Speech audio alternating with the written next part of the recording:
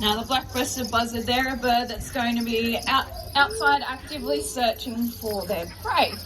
This next bird, however, they do prefer to rely on the cover of darkness and their beautiful camouflage to help them catch their prey.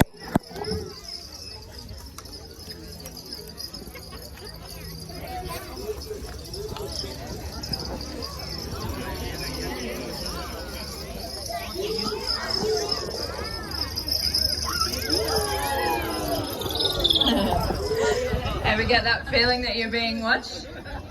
Owls are everywhere. You might not always get to see them in your own backyards, but they can certainly see you, whether that's out in the country or right here in the city.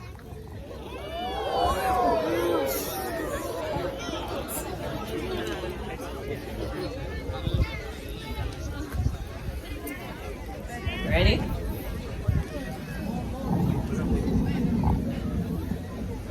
That's all right, Ripley's a bit distracted. Let's see, there we go. Well everyone, this is Ripley, and Ripley is a barking owl. Now barking owls, they will actually hunt during the daytime, and that's because of what they like to eat. Barking owls, they like to eat other birds.